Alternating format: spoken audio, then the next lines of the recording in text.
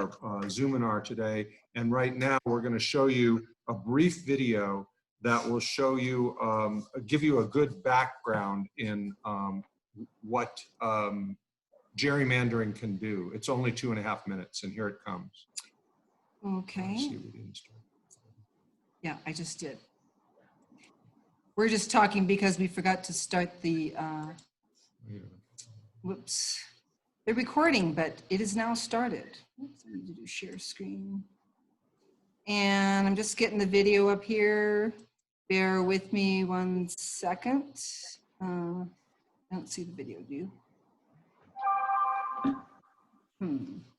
Hold on just a sec. Get us started. Okay. Should be there. I have to go back here to share. Sorry, we're just having a little technical difficulty. Do you see it? Oh, that's ours. We're trying to find the video. For some reason, it doesn't seem to be popping up here. We'll just start it and then do the share screen. Okay, hold on a second. We did this 3 times 2 hours ago. We'll get this. Hold on a sec. Appreciate your patience.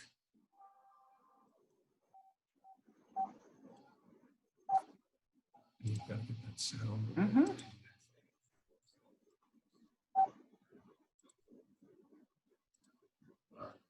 The more representatives you have. I'm going to start over now. We hope you can. So, you want to know what gerrymandering is? First, let's start with Government 101.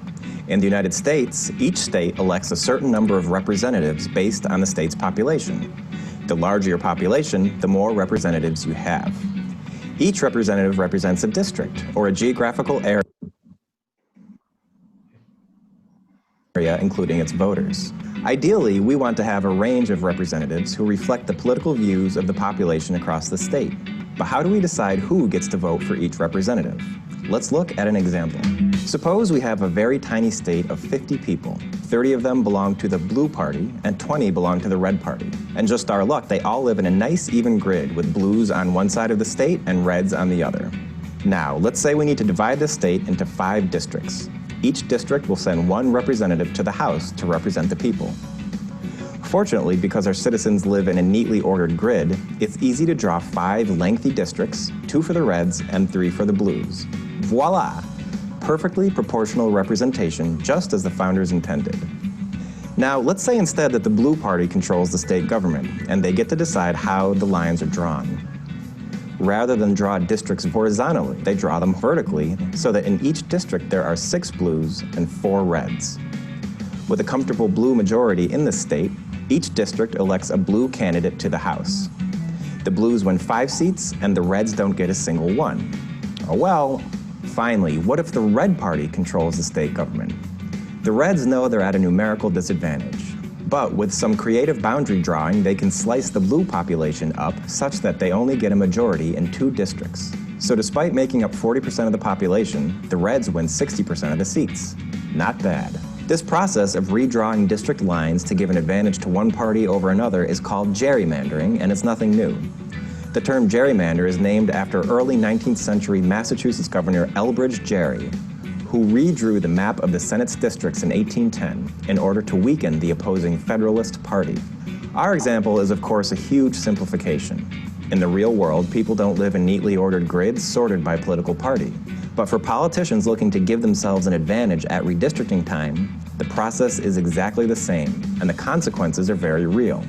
Gerrymandering is at least partly to blame for lopsided representation in the House seen in recent elections. And, it's been argued by the president, for political polarization, since representatives don't have to compromise hardline views in order to win seats.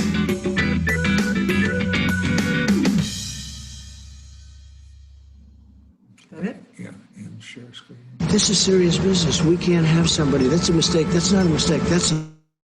Now get to the video. Okay, hold on a second. We got to get this shut off. Just close. Yeah. There we go. Okay. All right. So the first question we have for the panelists is just to introduce yourselves. So if you could just take 30 seconds or so, tell us a little bit about yourself and how you got either involved in the redistricting issue. And we'll start with Kathleen. You're on mute. You're muted. You're muted. You're muted. She knows. She's undoing it. Yeah. There you go. Thank you, Paul. Thank you, Roxanne. Good evening. My name is Kathleen Burke from Albuquerque.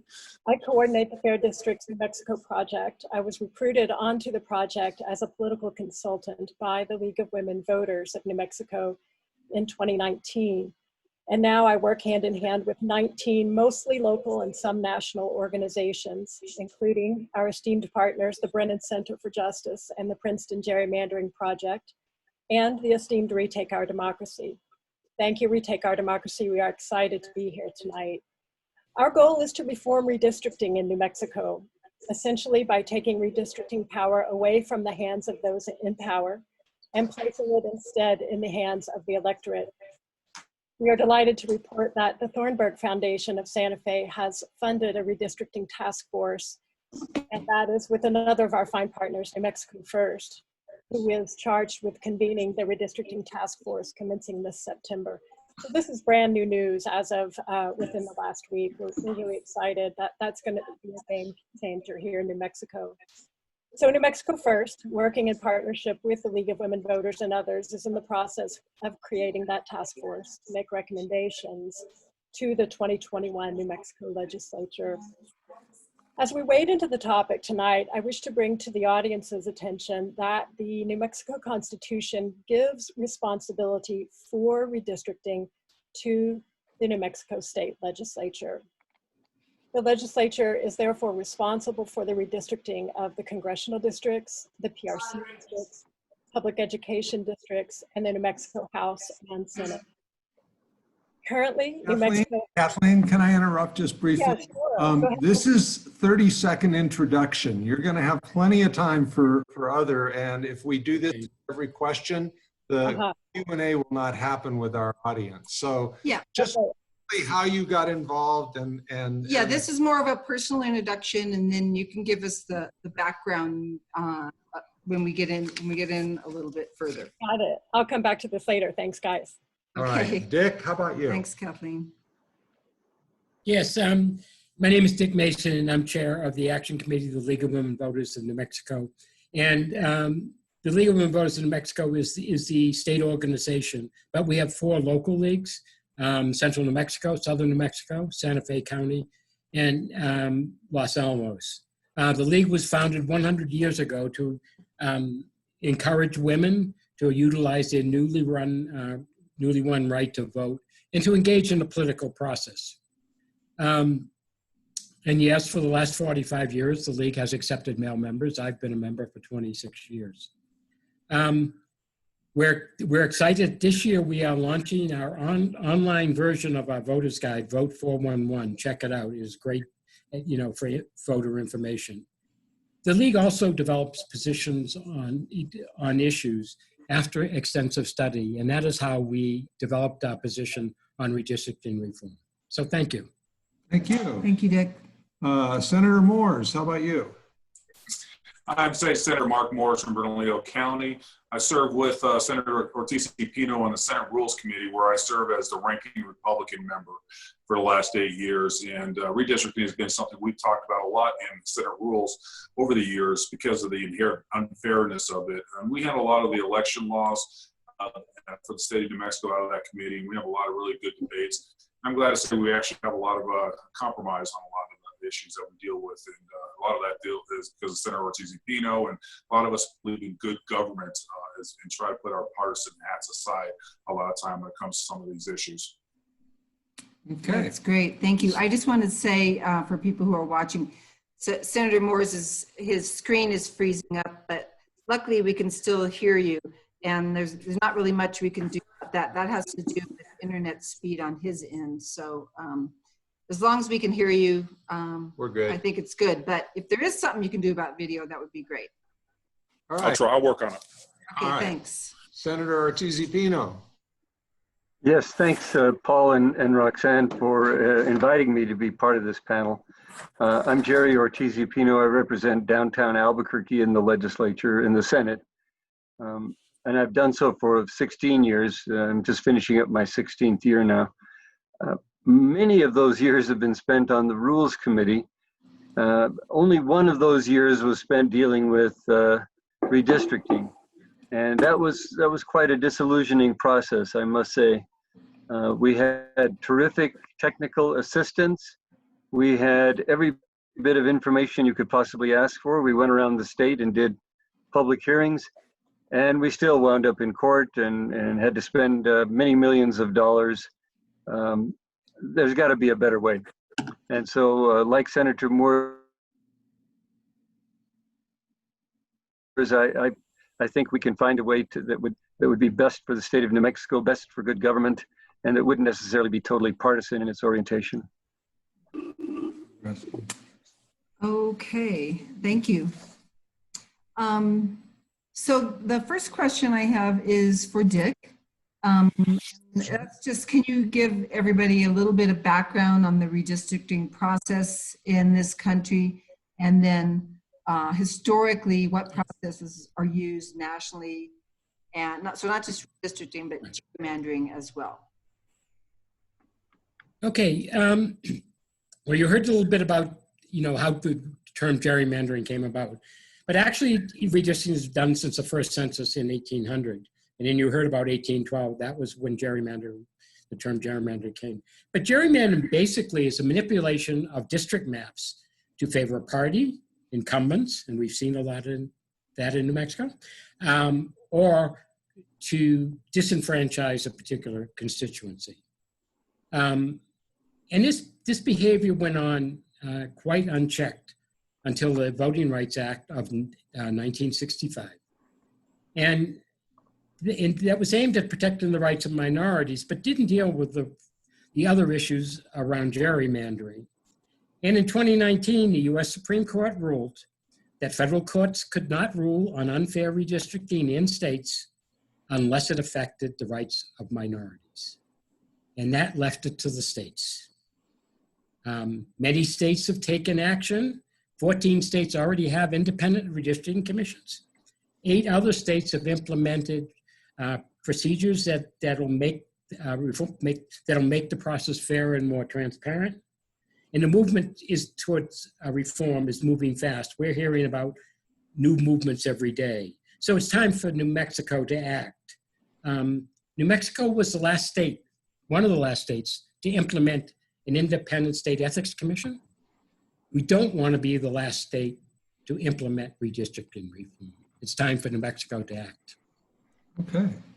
Thank you. So Kathleen, you're up next. Dick has outlined the process used to gerrymander. What are the ways the electorate and the election process are affected by gerrymandering? And we've got a couple slides we're going to show to illustrate that right now. Hopefully that'll go a little more.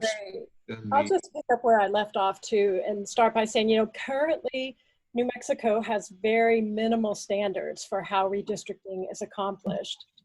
And, there's some uncertainty about this, but as of now, only 2 states in the United States have fewer controls on redistricting. So those are Nevada and Texas, and then New Mexico is next, with having somewhat of a free reign of how redistricting happens here.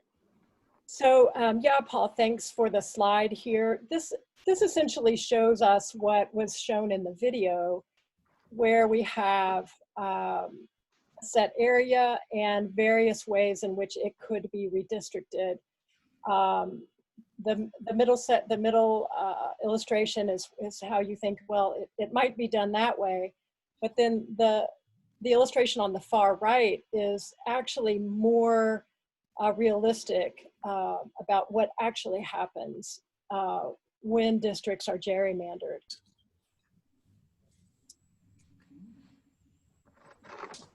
Do we want to say? Yeah, so this is District 39. That's Liz Stefanik's. Do you want to talk us through that? Sure. So a couple of things are distinctive about this district. One, you can see how irregularly shaped the district is. That's a sure sign that there has probably been a lot of gerrymandering going on there. When we talk about wanting, we have this goal of creating districts which are regular and contiguous. And while this one is contiguous, meaning it's all in one lump sum, it's not regular. The borders are very irregular, as you can see. Another distinctive quality of this district is it covers 6 different counties, which is a lot of coverage for one senator. And I think we can all say that Senator Stefanik is doing a good job there. She has a lot of ground to cover and a lot of different types of communities to cover. She has everything from, up around the Santa Fe area to way down in Valencia County, Torrance County, Lincoln County, where it's very, very rural. So her constituencies are pretty diverse. Another aspect to that, so you can see here the length of that district is 190 miles. That's pretty extreme. So for Senator Stefanik to reach the farther points of her district, she has to actually get in her car or a helicopter or the bus or however she gets there and travel 190 miles just to get to her constituents. And that's a problem. Next, we're going to look at District 50. That's currently Representative Matthew McQueen's district. Very similar. It is contiguous. It's in one lump piece, but you can see how irregular it is. This district is 130 miles. Again, very long, very arduous for the representative to get to the far corners of his district, as well as pretty diverse in the types of populations living in his district. So, Senator Ortiz Pino, you were on the Legislative Redistricting Committee in 2011. And can you give us, you said it was sort of surreal. Can you give us your impressions of what that process was like? And then maybe we can get Senator Moores to comment as well. Well, basically we went through a very elaborate process of holding hearings. The committee was actually, I think, 38 or 40 member committee. And we went all over the state. Every corner of the state we had hearings. We had public input right and left. We had all sorts of possible scenarios drawn up. And then after that whole summer spent doing that and spending a great deal of money for legislators traveling around the state and visiting parts of the state they may never have seen previously, we came back to Santa Fe and sat down and threw all of that out and did our own maps. It became in large measure an incumbent protection process. I don't think in New Mexico it was as much partisan. There may be some, Mark might have a different view of it, but for the most part it was, how do we protect the current members from any potential threat of losing in a subsequent election? And so there are something like 15 communities in the state that were divided in the middle.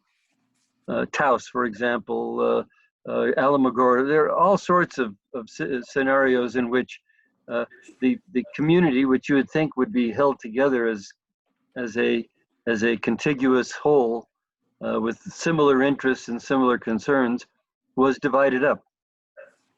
Now, I have to say that a lot of communities like that. They want that. Mm-hmm. It makes it twice as influential in the legislative process. If you have 2 senators representing a given community, Gallup, for example, 2 senators representing each senator is supposed to have 50,000 people living in their district. That's the target. If you have 2 senators representing the city of Gallup, and then radiating out into nearby areas, it gives the city of Gallup a lot of influence that otherwise it wouldn't have. So it's not, that kind of incumbent protection didn't draw a lot of attention from the communities. They liked it.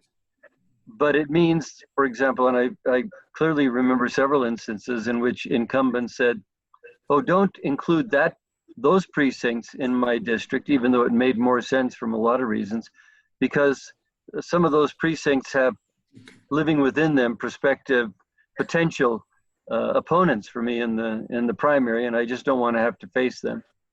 So, you know, the way New Mexico is broken out, you've got Republican strengths in the Northwest, in some of the Albuquerque Heights, and in the Southeast.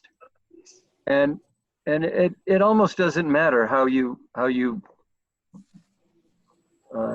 redistrict in those areas, because you're going to have strong Republican representation in those areas.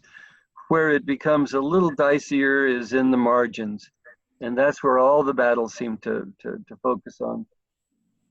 How do you make a district invulnerable to the potential that a Republican might, God forbid, be elected? That was the real process, and it was just kind of this is harsh, probably unnecessarily harsh, but it felt like a sham process that we had gone through, going around the state, having all these hearings, and then just ignored all of that and said to each incumbent, well, how do you want to divide your district up? And then we tried to make it work as best as we could so that everybody had what they wanted. Guaranteed victory in the primary. Well, that's certainly a sense of why we need a commission. Mark, did you want to add to that by any chance? Yeah, and I think some of those who think everything in Santa Fe is partisan. Is my video working better now? I changed the internet.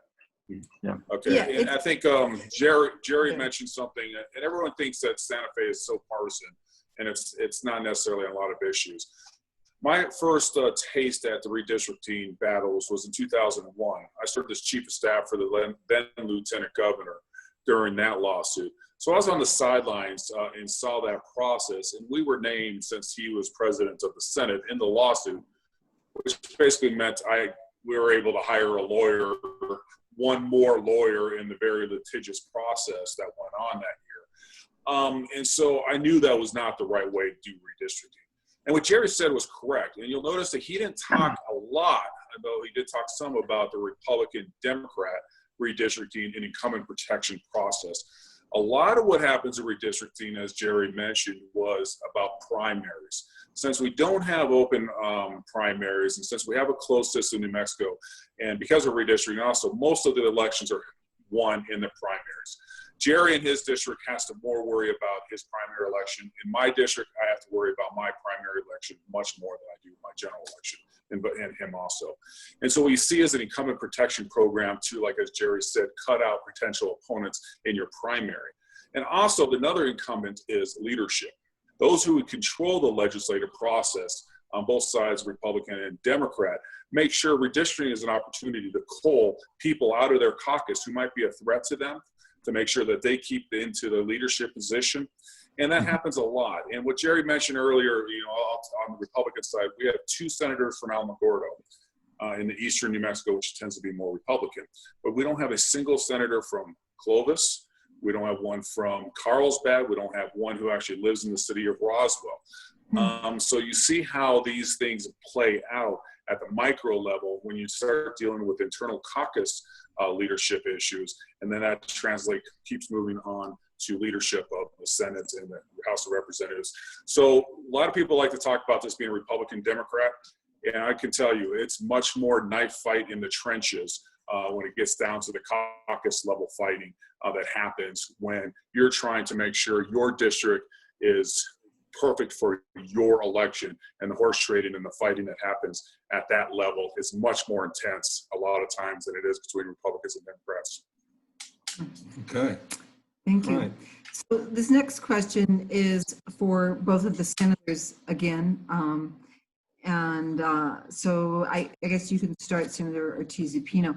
So, and we covered a little bit of this. What is the major issue around the redistricting process? And why is it requiring so many years of effort to try to get something done that should be basic to our democracy?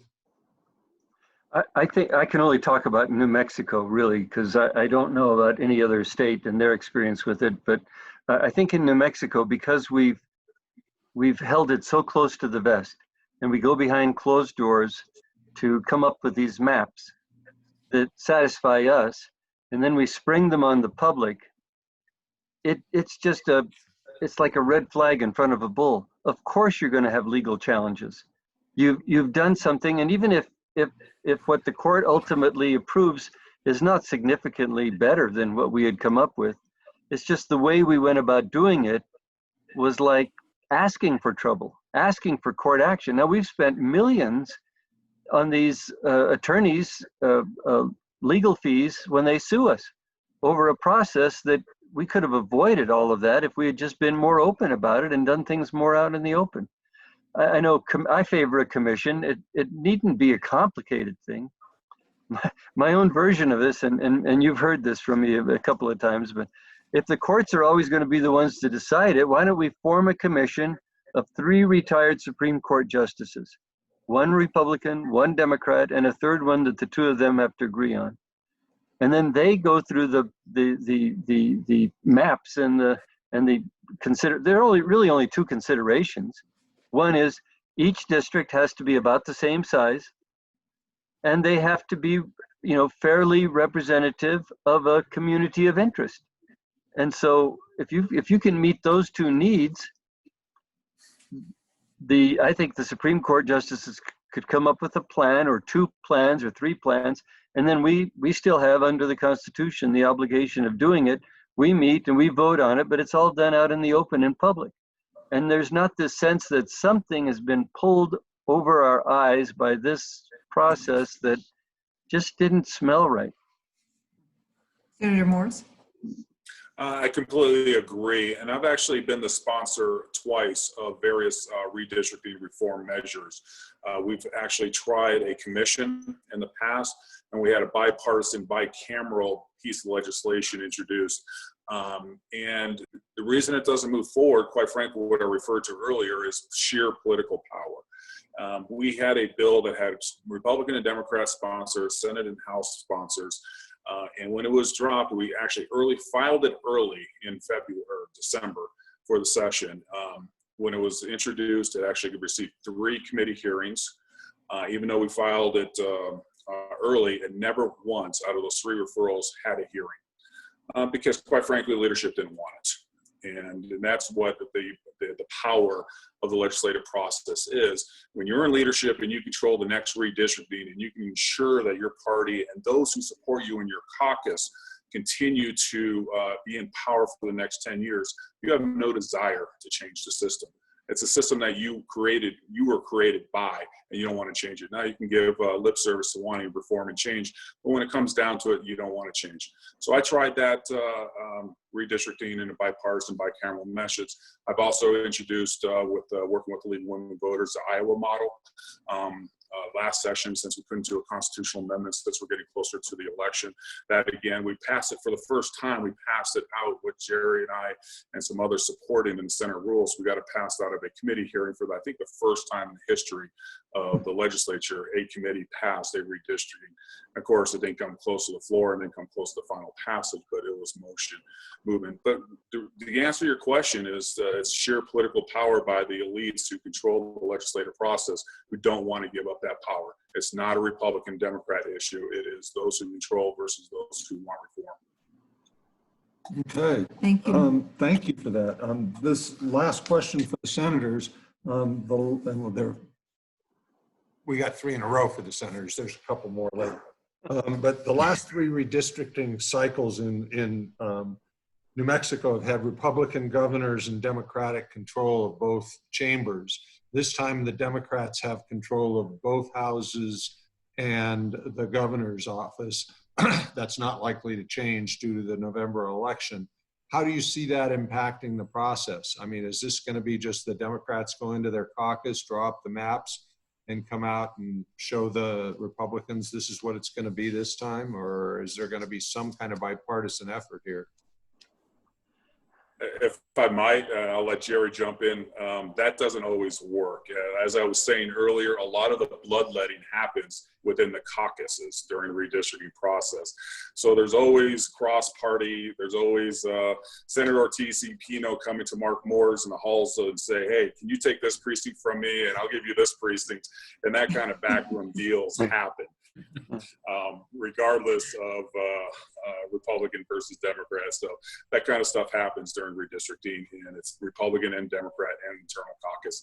And so if your district, you're that one person that is supposed to be culled from the herd in your caucus, it encourages you to go to the other side and strike a deal. So yeah, that can happen, but in the real politics of the legislative process, it doesn't happen that way. Yeah. I think Mark's right that we certainly have no guarantee that this is going to be any smoother, and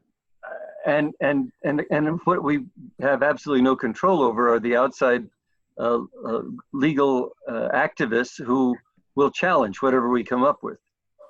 The creation of a commission is no guarantee that you won't get sued, but what you hope is that it'll be so rational. It'll be so obviously based on something other than self-interest that the courts will just toss those suits instead of going on month after month of legal fees running up the tab. I think we paid something like 30 different attorneys last time, millions of dollars, each representing a slightly different angle on a slightly different redistricting plan. Because, we've been focusing on the Senate because we're both state senators, but we have to draw up the congressional districts. The House draws up the House. We have to do the public utility, or what is it, PRC, Public Regulatory Commission. And then even the little state education commission, they have to be redistricted too. So if we do it with total accountability and transparency, we really mitigate the possibility that we're going to spend millions on legal fees. And to me, that's the biggest argument for doing it right. That you can't stop somebody from filing suit, but if the suit clearly has no grounds, we shouldn't have to pay beaucoup bucks to lots and lots of lawyers to argue this in the courts. And to me, that's money that's just absolutely wasted. We could save that money and put it into so many better things. Better retirement programs for legislators, for example. No, I'm not going there. If I just one thing we haven't talked about is the third aspect that is critical for redistricting is protecting minority voting rights. And in Mexico, that often is Native American because of past discriminations in drawing districts in the previous redistricting processes. So that's the third very critical element. Gerry mentioned two of them, and the third is the protecting Native American voting rights.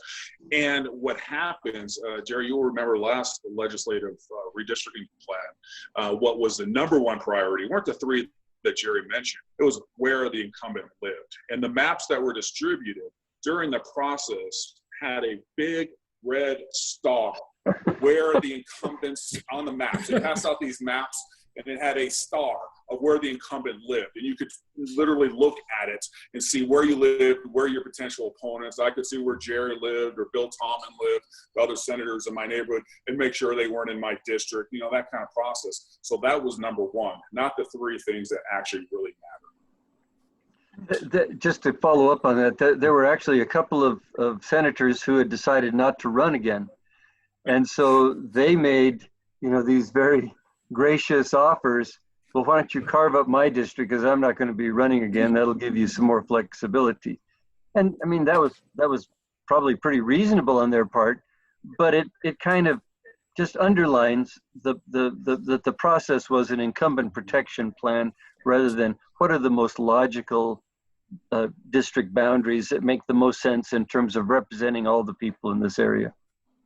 And if I might jump in one more time, and there was a question in the comment from Athena talking about computers, and that's actually very important with the the advent of algorithms and computer technology, and being able to draw these districts down to minute precision based on voter turnout, the computer demographics that both national parties and we're able to utilize on both sides are very, very important. And that actually leads to greater gerrymandering, not less gerrymandering. As opposed to if the egregious part I think everyone agrees with is that us as legislators shouldn't be picking our voters as opposed to the voters picking legislators. I don't particularly have a problem with us doing the PRC or the other districts or the congressional districts. You know, quite frankly, I like the fact that the members of Congress have to talk to us once every 10 years and actually come to the legislature and work with us on something. But when we have to pick our own voters and not the voters pick us, that's against what our Republican democracy is about. Yeah. Thank you for that. So we have still 6 questions more. We think we might need to eliminate one. We want to try to switch over to the attendee Q&A as close to 7:30 as we can. We're definitely going to run over a few minutes, so just keep that in mind. And just try and keep the answers a little bit short. Yeah, if you can. Okay, so this next question is for Dick.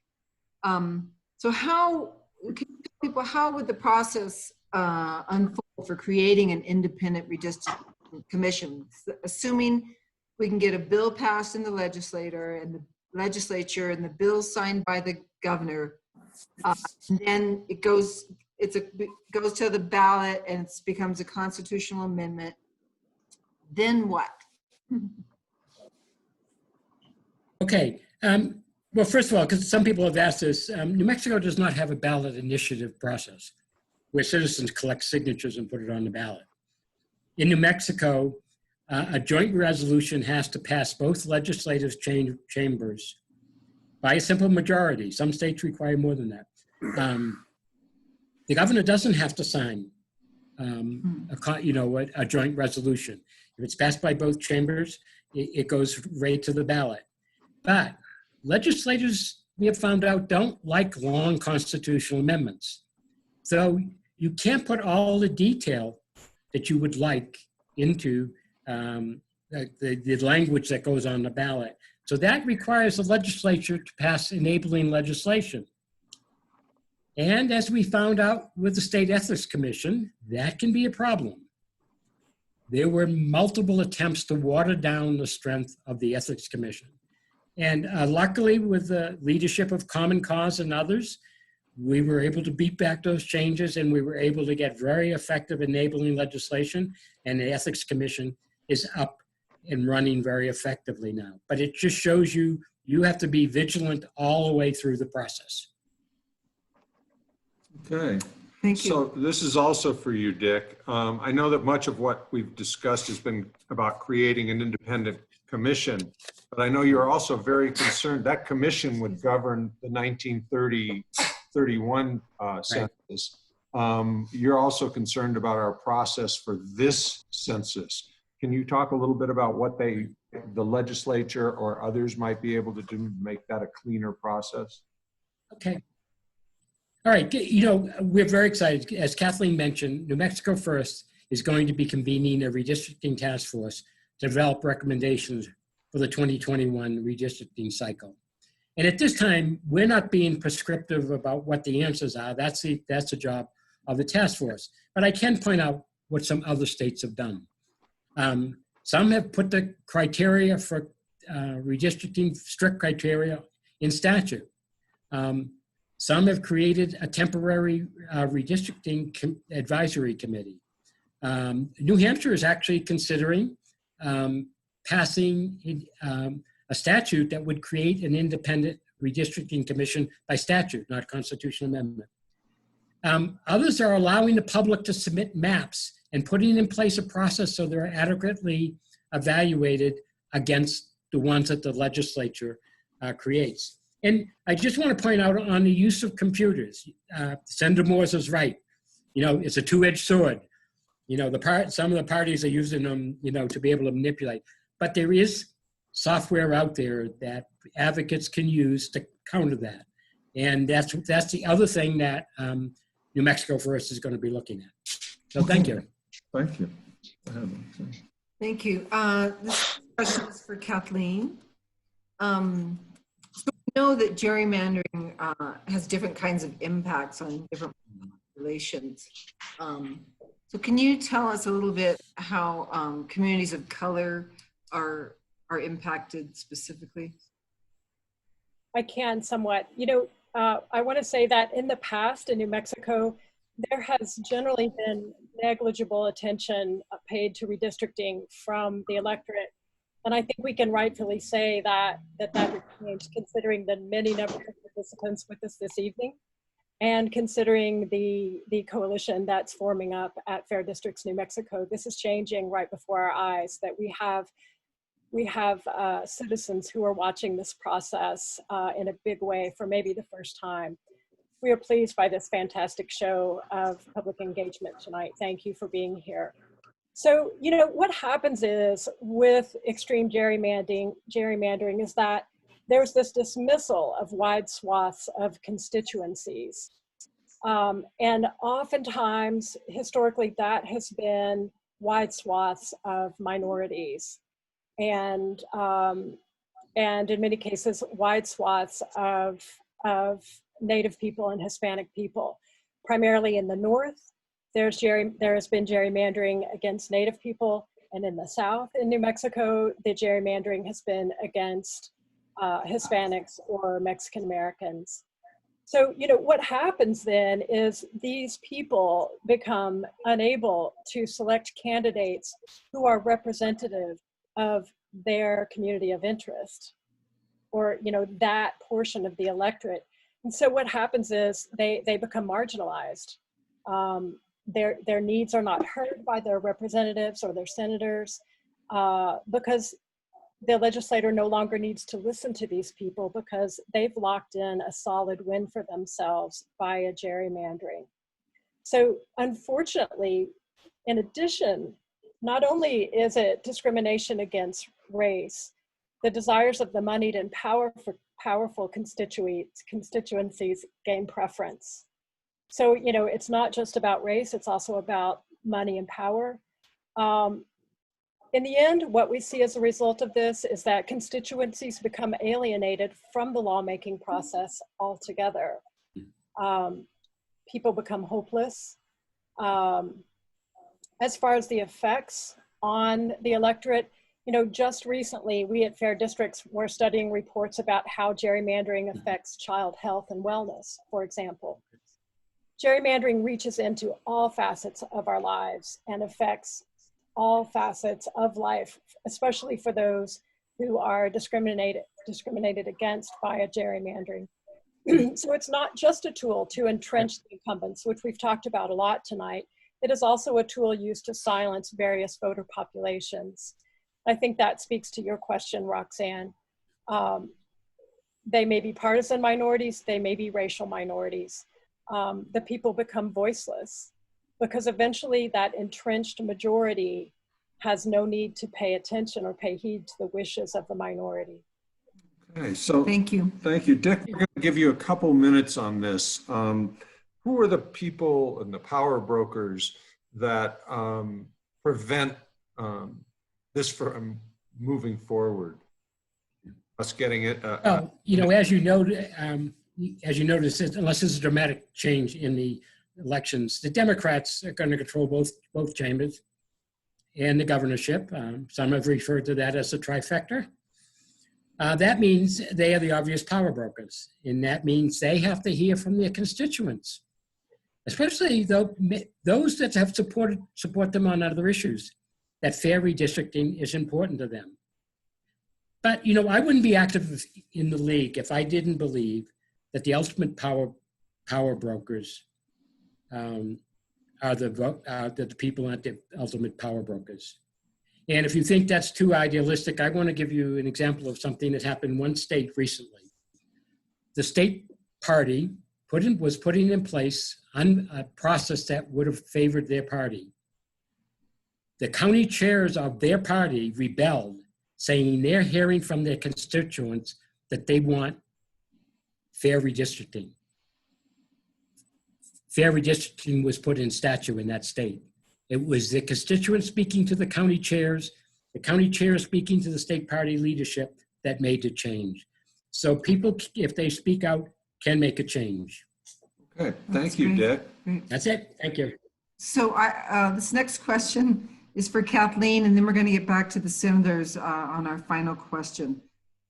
So you've said, Kathleen, that districts and boundaries should belong to the people, and they do belong to the people, not to politicians. So can you just talk a little bit about that? Sure. And I'll lead into that by saying, you know, everything that we're talking about leads to stagnancy and gridlock as voices for change are drowned out. So even potential new candidates can often see the writing on the wall, which is a wall that prevents change. So as far as, you know, the people owning the districts and the district boundaries, you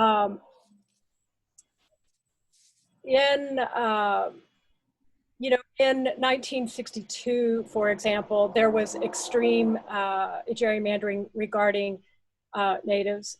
Actually, let me correct myself. It wasn't until 1962 that natives could even vote in New Mexico. If that gives a lot of you will have known that.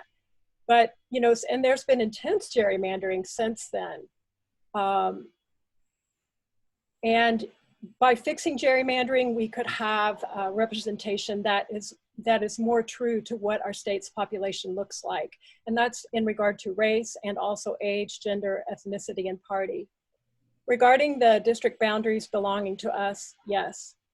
It's almost become, it's almost that the voters have become inured to this idea that we, the electorate, own these district boundaries because we're so used to those decisions being made outside of our hands and outside of our power. So it's almost like this process of redistricting has been co-opted, unfortunately, by those in power who we've talked about tonight, the ones in the power seats, the power brokers in the legislature. So it's up to us to take that power back. And that's what we're doing here tonight, is spreading the word and figuring out how do we take that power back and how do those boundaries become ours again. They still belong to us, we the people. And again, it's up to us to take them back. Otherwise, it's the continued self-interest that prevails in the legislature. So there you go. Okay, Thank you. so Thank you. let's start with you on this one, Senator Moores. We've heard a good deal about why an independent commission would benefit the democratic process. Look into your crystal ball, and do you see an independent commission bill passing in 2021? And if not, or if also, do you see a way to a fair districting process for 2021 for this current census? And then we'll go to Gerry. Your first question about will a commission be passed in 2020? One, I do not believe that has any more of a chance than it did 2 years ago when we had that bipartisan, bicameral piece of legislation that the speaker sent to 3 committees, and we never received a single hearing. I have no real faith that somehow in the last 2 years he's seen the light that we need a different redistricting process. And so the real politics of it is no, I don't think that we can get that passed, because the people who have been wanting to draw the districts are finally within reach of being able to draw the districts for their personal political advantage. Now, what we can do, I believe, is we can actually provide some good guidance as a legislature. We can take care of those issues by making sure that the districts are compact. We don't take consideration of where the incumbent lives as the #1 priority, that we protect Native American and minority voting rights as the courts and the Supreme Court have demanded that we do, and that we have equal representation in the populace. Gerry mentioned earlier, each district is approximately 50,000 people, más o menos, and that has to be within, I think it's one percentage point of their Supreme Court rulings on that the districts have to be roughly equal in population. So those are the issues I think we can be disciplined as a legislature going into redistricting and actually pass some rules as we start this process, if we can get that through. And again, the most egregious ones about protecting incumbency I think need to be put to the wayside. And something was mentioned earlier about, what might be great for a political party, and that you think that's going to be just sailed through the legislature. Well, remember, that could be bad for 3 or 4 incumbent members that have to vote on that process. So it might be great for, say, the Republican Party, who can pick up legislative seats, but that means 3 or 4 of the people who are voting on that districting plan will lose their seat. And so that's when the real political power and give and take happens within the legislative process. And so I do think we have an opportunity with some like-minded, reform-minded legislators. We can actually improve that process. But I don't have a lot of faith that we're going to get a commission passed this year. What about you, Gerry? Oh, you're muted. You're muted, Gerry. Yeah. I may be a little more optimistic than Mark on that, but he's, I think, being very realistic. Keep in mind that there's at least 9 new senators that will be joining the Senate, 9 out of 42 at least. There may be a few more of us that fall by the wayside in the general election, but we already have 9 that won't be there that have been part of the ongoing process. That makes a terrific difference. We will have to select new leadership. That new leadership is who will appoint the members of the redistricting committee. It doesn't have to be cut and dried that it's the same people and the same attitudes. Now the House, that may be a different matter, and I really can't predict what they might do. But that's been a whole bunch of new members in the House too, with a lot of different attitudes. I never thought that open primaries would even get the kind of hearings it's had, to be honest. And open primaries have been getting, increasingly each year a little more support. So I think it's not beyond the realm of possibility that we could, if we have a good, simple redistricting commission bill that's neat, that it might not get. That it could get through. If, and this is the key thing, it would have to have the governor behind it. If the governor is uninvolved or even opposed to it, forget it. If for some reason she was motivated to see that we really did get a commission, I think that it could happen, but that's a big if. There's no particular advantage to her one way or the other than just her interest in seeing a situation where we waste millions of dollars every 10 years rectified. Okay. Fair enough. Thank you both. We want to give Kathleen a little bit of time, maybe a minute or two, to just let the listeners know how they can get more information. And Roxanne's going to put something up on the screen here. Right. Well, and I just want to remind people to hang on. We're going to get to the Q&A from the attendees in just a minute. Okay, so let me see. I'm going to put something up here for you to talk about. I'll go ahead and start, Roxanne, while you're doing Okay. that. Okay. Yeah, please stick around for the Q&A. We have a lot of people on this call tonight who know a lot about redistricting. So thank you, and thank you to the people who are new to learning about redistricting. We'll have a good half hour of Q&A. We at Fair Districts want to say, if you belong to an organization which you think might want to become a partner with Fair Districts New Mexico, please reach out to us at the email address which I've provided in the chat, and which Roxanne is going to provide for you on the screen here. Reach out to us, please, at our email address or on our website. That's at fairdistrictsnm.org. And the email is also in the chat, both at the top and the bottom. In addition to that, if you or someone you know might be interested in applying to be on the redistricting task force, again, this is for people interested in being on the task force, please email us via our website or via the email address that I've placed in the chat. We will be happy to make sure that you get an application to be on the redistricting task force. So our website is www.fairdistrictsnm.org. Yeah, well, I want to thank all of the panelists for joining us. Roxanne's going to start looking at the Q&A. Yeah, and I know. Sorry, While go ahead. she's doing that, I'm going to make an acknowledgement. We just discovered that this attendance broke the bank. And so we had about 80 people who could not get on. We're going to show them that on video. Zoom had routinely let us go over our limit, and we just didn't think there was going to be any problem with it. And now we're going to have to spend about $300 a month to up a larger plan, because we are going to need room for 200.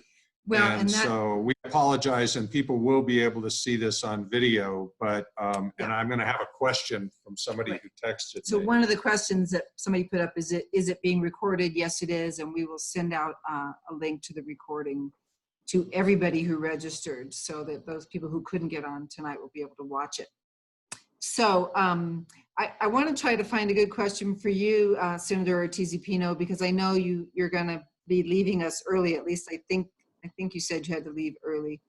And so all of you panelists, I would say, if you click on the Q&A, that will pop up and you can start looking at those. If there's something in particular that calls to you, then please choose something. But I'm just going to scroll down through here. While you're looking, I'll just ask, this is a question that came from someone who got shut out of the Zoom. And so they're curious about how county level redistricting is done. Is that done by the clerk and commissioners, or is that done by the legislature? The answer is yes, the counties and the cities do, and the school districts. The answer is yes, the counties, cities, and school districts do their own redistricting. The legislature is in charge of our districts, the House of Representatives and the Senate, the congressionals, the PRC, State Board of Education, and I think that's it, right, Gerry? Yeah, that's right. The question I saw that I wanted to say something about had to do with whether the governor would put, are we sure the governor is going to put redistricting on the call? It doesn't matter. We don't need the governor to put redistricting on the call. We're mandated to redistrict every 10 years. And we choose to do it with a special session so that we're not tying ourselves in knots while we're trying to do the budget or other legislative matters. So we'll probably have the special session, I would imagine, Mark, in whatever, September, something like that, of 2021. Gerry, it was announced at the last council service meeting that it would be October of 2021. Since the census is being delayed, it looks like our special will probably be in October. And I do want to say that in the comment period, a couple of our members, younger members of the House of Representatives, chimed in very enthusiastically about redistricting. And I hope they really can persuade the leadership over in the House that this is the time. And I really encourage them to do that. They've never gone through this before, and I really, really hope that the reform-minded, those of us who haven't been in the legislature that long, who want to change New Mexico, we can actually do that. And I encourage them to take the speaker behind the back of the roundhouse and beat them up about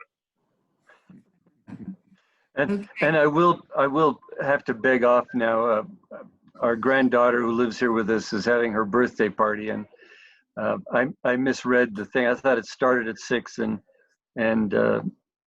ended at 7:30. But at any rate, I really appreciate the opportunity to participate in this. Thank you all. Thank you so much. Thank you very much, Gerry. You're still our favorite legislator. Hey, Mark is, and Mark is too. Yeah. Okay, Mark's I'll see you soon, Gerry.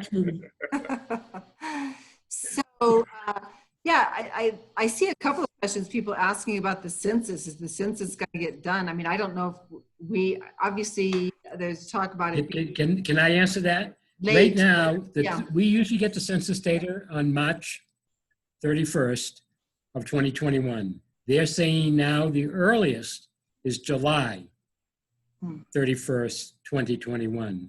So that is going to delay the whole process. That is even more reason we need early planning and we need standards in place.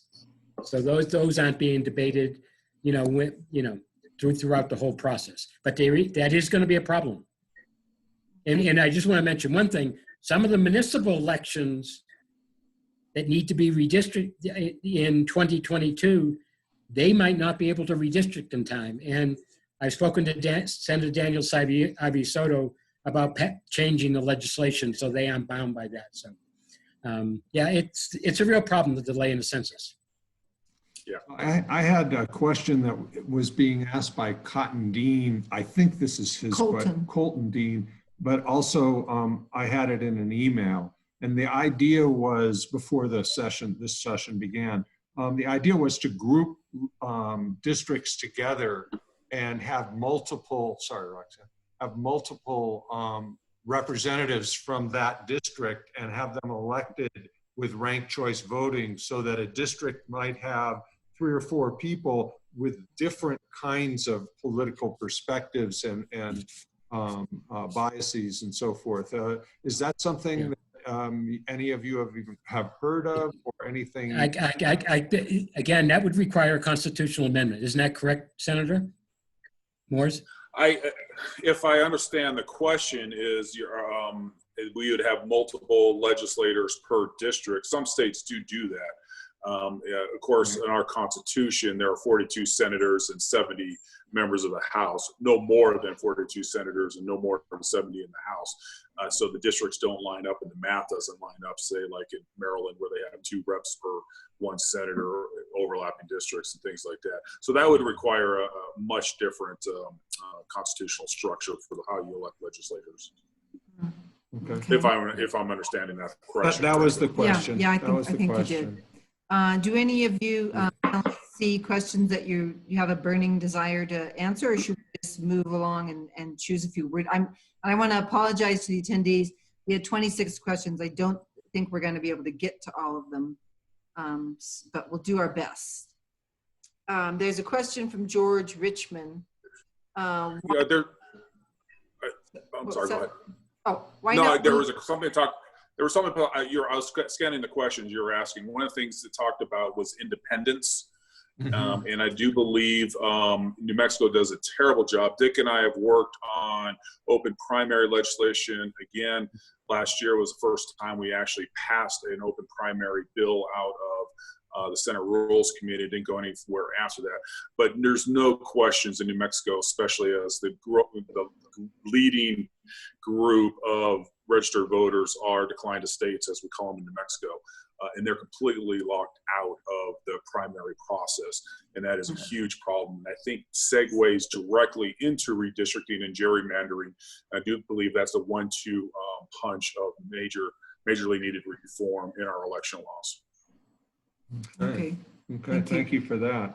So George Richmond is asking, why not move to the Iowa model and take the legislature out of the process? But as far as I understand, that's what an independent redistricting commission would be. Is that right? Or does anybody know about the Iowa model? Yeah, again, I sponsored that. But Senator Moore's carried the legislation. What's that? I sponsored that last year because Dick talked me into it, and we did get it. We did have a good hearing about it. But yeah, that's one of the reforms. So I have sponsored different models of reform, trying to see which one would stick, and that one stuck about as well as the other ones did. Yeah. Okay. Yeah. So Iowa actually, their equivalent of our legislative council service, the staff. They obviously hire a consultant like Brian Sanderoff, research and polling, and they actually draw the maps. Okay, and the legislature gets to vote them up or down. Okay, there's some steps along that. And if they vote it down a 3rd time, it goes directly to the Supreme Court. It has never gone past the 2nd vote of the legislature. It is viewed somewhat of an ideal model, but again, I do think the gold standard is the Independent Redistricting Commission. But the reason the senator carried the Iowa model was because we were getting roadblocked on the Independent Redistricting Commission. So we said, okay, let's try the Iowa model where the legislature gets some input. Okay. Okay. Thank you. We have a question from Lonnie Rowell. To what extent does the oil and gas industry exert influence and other issue focused, whether it's the NRA, Or the Sierra Club. Sierra Club, abortion Anti-abortion. advocates one way or the other. How do they weigh in on something like this, or do they? Senator, you hear from them, so. Go ahead, Dick. Did we stump the panel? Senator, can you answer that? Of course, those organizations on both sides of the aisle are going to be interested in it. But I want to go back to my comments earlier about this being really knife-fighting political battles for legislative districts. You know, there's 42 senators and 70 members of the House, all top gun, sophisticated, smart political operatives. You know, there's not that many folks in the legislature who don't know politics. And so when this comes down to political survival, it's more personal than a lot of those advocacy groups. So this is real nuts and bolts politics when you get down the legislative process, which is why I believe it shouldn't be in the legislators' hands to be able to draw their own districts. Okay. So there's a question here from Judith Binder. She said, are any of you aware of the recommendations for redistricting proposed by Professor Donald Morrison? It was vetoed by Governor Johnson for being too fair. Do you know anything about that? I have not seen that. I'll be happy to look at it. No, I saw that link. I'll take a look at it. Yeah, okay, all right. You stumped the panel. Well, if they haven't read it, then Yeah. they can't answer the question. Okay, did anybody else see it? I'm just gonna go down the list here, and if you saw something though that you'd really like to answer, just let me know.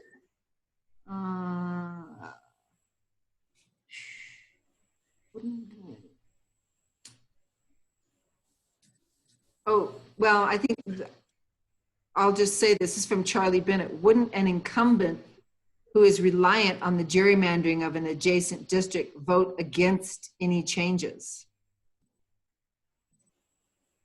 Yeah. I know. Yes. I think we talked about that. Yeah. That's the problem, right? That's the whole issue. Right there. Yes. And again, I keep talking about the real politics of it. That's when, you know, I'll just use myself as an example. That's when, if I didn't like the way a district was drawn, I'd go to Senator Sapien or Senator O'Neill, people I work with closely from the other side of the aisle who share the same area that I do. I'd say, hey, Bill, give me this precinct, you take that precinct, and we would cut our own deal. That's. I haven't gone through this, but I know that happens. Okay. Yeah, but can I mention just one thing? You know, Kathleen presented to the Legislative Women's Caucus, which is it's made up both Republicans and Democrats, but there were a lot of young legislators there of both parties. And I think, Kathleen, you can reaffirm this. They were very interested in redistricting reform. Is that correct, Kathleen? Both parties? Whoops, is she not muted? only were they very interested, they were also very knowledgeable. It was quite impressive and supportive, both sides, both parties at the Women's Legislative Caucus. I found that promising. We'll see. Okay, so there's a question here from Connie Chapman, and it has to do with the rural nature of our state, where we've got population centers, not a lot of them, and then vast expanses of countryside. And I know, my understanding anyway, is that these districts are supposed to be roughly equal in population size. So how do you avoid, I mean, when you look at those long districts, when you've got miles and miles where nobody's living, how do you avoid creating those crazy districts when you're trying to get the same numbers of people in them? And is there a state that has a similar kind of issue that we do here in terms of being mostly rural? I can speak to that, Roxanne. You know, most states do have that same situation with rural areas. In New Mexico, it might be a little bit extreme where we have wide expanses with no people. But here's where the beauty of computer programs come into play. And I know we have a number of computer people on the call tonight, and welcome, glad you're here. But computers are great at figuring this out.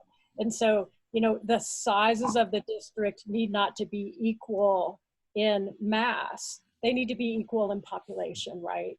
So if one district is this big and one district is this big, that's okay, as long as the population is nearly equal. Right, okay. We've got a, So, you know, oh, sorry, go ahead. surprisingly, and maybe the senator can speak to this.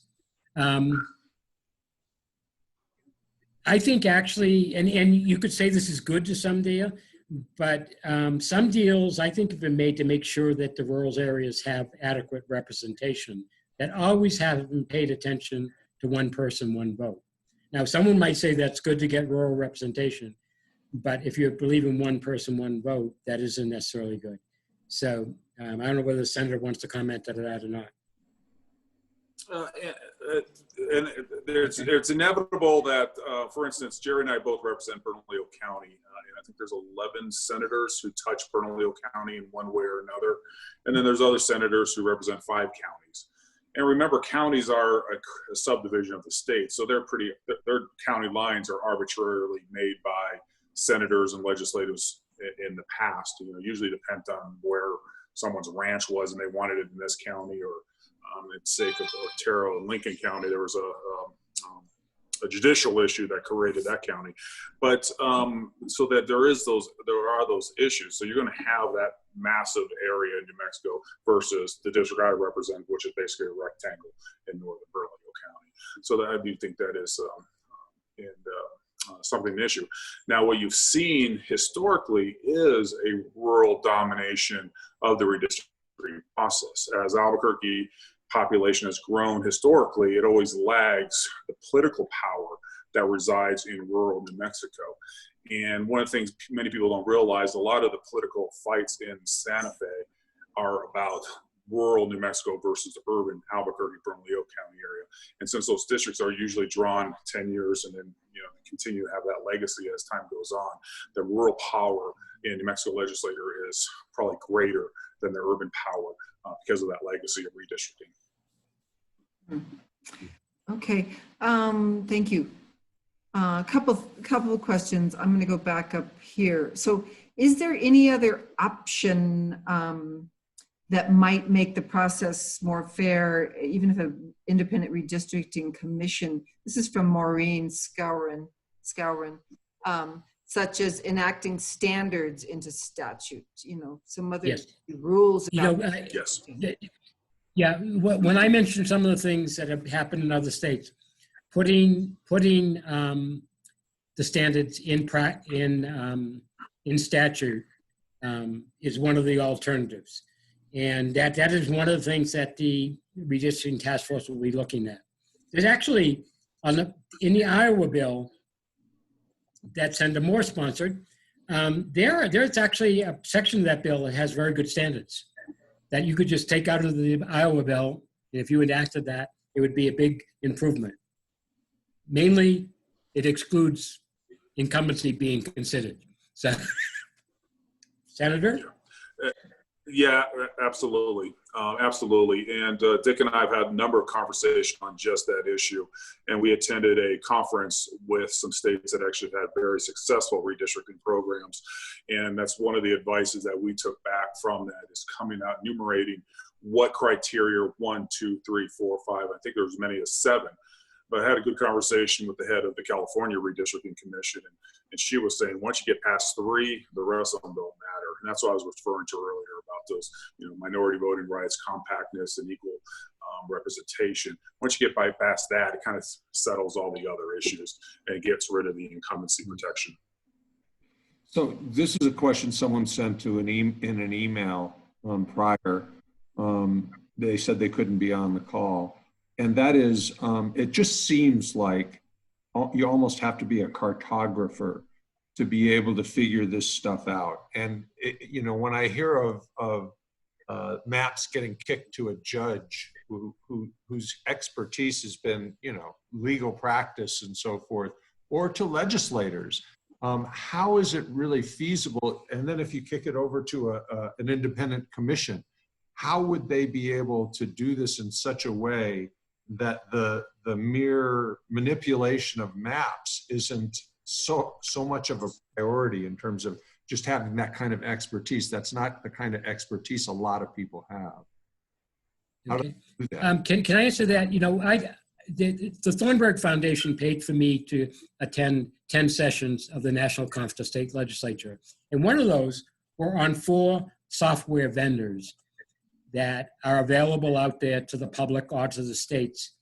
And they have all sorts of variables in them. And you can use this software, you know, advocates can use it, the state legislature can use it. You can plug in the tribal areas, you say you want to protect these. Very sophisticated software that can be used. Plus there's also public domain, you know, software out there too. The the Princeton Gerrymandering Project is looking at selecting one, okay? So it can be done. And, you know, they usually hire, and it has been for the last 2 times, maybe 3 times, research and polling, Brian Sanderoff. And he uses one of these software packages, okay, that the state purchases, okay? So it can be done, and there's a lot, the software that's out there is amazing. I saw the demonstrations on all of them, and what you can do both as a legislature and what you can do as advocates is really amazing. Yeah, it doesn't seem like it would make any sense for anybody to do this kind of thing by hand anymore. Right, no. Yeah, Liz Except in the Thomas. caucuses, maybe, right, Senator Moyes? Yeah, it's all very, very sophisticated algorithms and everything else nowadays, and that's also what makes it more dangerous. Okay. Because it's depending on who's deciding which criteria matter the most to whoever's in charge. That's what can be actually the most dangerous part of this process, is the sophistication that gerrymandering can happen. So Liz Thompson, one of our representatives, said that she shares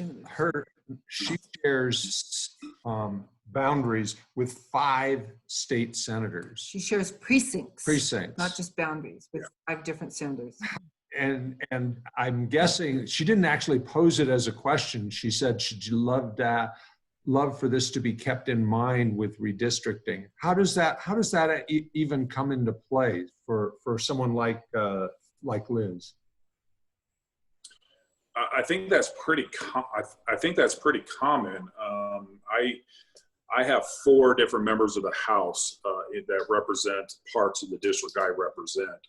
And because of the odd number, you have 70 and 42, that's not uncommon, especially in the urban districts where we're going to have a lot of overlapping between the House members and the Senate members. Where does it become a problem, though? Why is it a problem?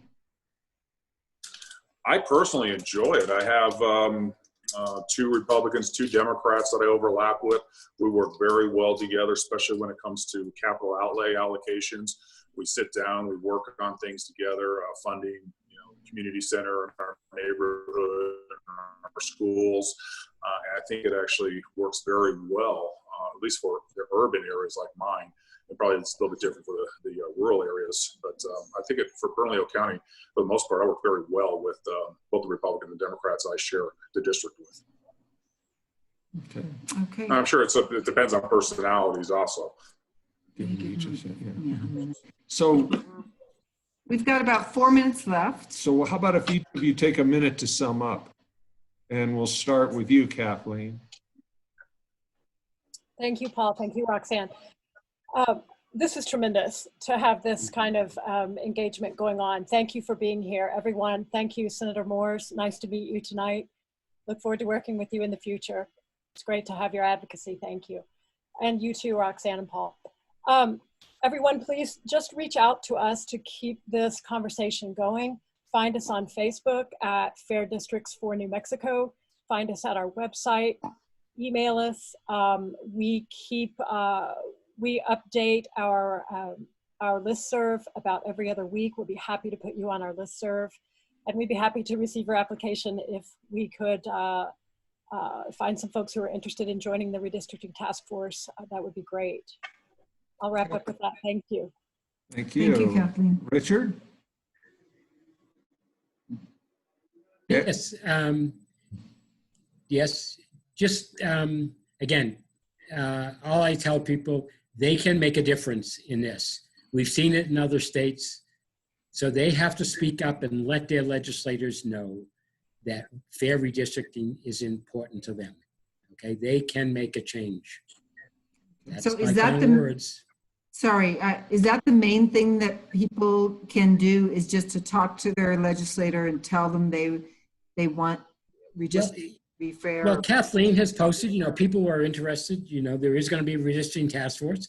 There is going to be an application process. If people are interested in applying for it, I mean, it's only going to be 16 to 17 people, but they can do that.